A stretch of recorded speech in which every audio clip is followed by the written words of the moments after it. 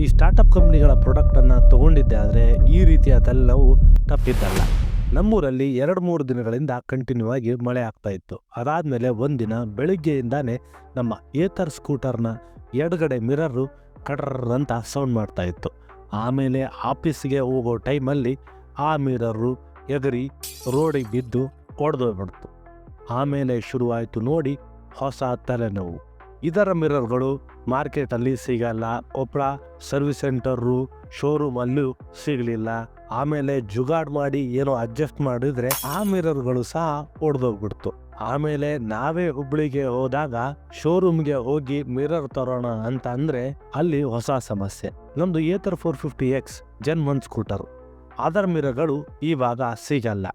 ಹಾಗಾಗಿ ಜಂತ್ರಿ ಸ್ಕೂಟರ್ನ ಮಿರರ್ಗಳನ್ನು ಹಾಕಬೇಕು. Design change ಆಗುತ್ತೆ ಅನ್ನೋ ಕಾರಣಕ್ಕೆ ಒಂದಲ್ಲ 2 ಮಿರರ್ ಹಾಕಬೇಕಾಯಿತು. ಅದಾದಮೇಲೆ ಬರೀ ಮಿರರ್ ಅಷ್ಟೇ ಅಲ್ಲ, ಅದರ ಬೇಸ್ಗಳನ್ನು ಸಹ ಚೇಂಜ್ ಮಾಡಬೇಕಾಯಿತು. ಹಳೆ ಮಿರರ್ನ ಬೇಸು ಹೊಸ ಮಿರರ್ಗೆ ಅಡ್ಜಸ್ಟ್ ಆಗಲ್ಲ ಅನ್ನೋ ಕಾರಣಕ್ಕೆ. ಆಮೇಲೆ ಅದನ್ನು ತೊಗೊಂಬಂದು ನಾವೇ ಒಂದು ದಿವಸ ಫ್ರೀ ಮಾಡಿಕೊಂಡು ಫಿಟ್ ಮಾಡಿದ್ವಿ. ಹಳೆ ಮಿರರ್ಗೆ ಹೋಲಿಸಿದ್ರೆ ಇದರ ವಿಸಿಬಿಲಿಟಿ ತುಂಬ ಚೆನ್ನಾಗಿದೆ, ಜೊತೆಗೆ ಡಿಸೈನು ಲುಕ್ಕು ಸಹ ಚೆನ್ನಾಗಿದೆ. ಆದರೆ ವಿನಾಕಾರಣ ಜೇಬಿಗೆ ಕತ್ತರಿ ಬಿದ್ದನ್ನು ಮರೆಯೋಕ್ಕಾಗಲ್ಲ.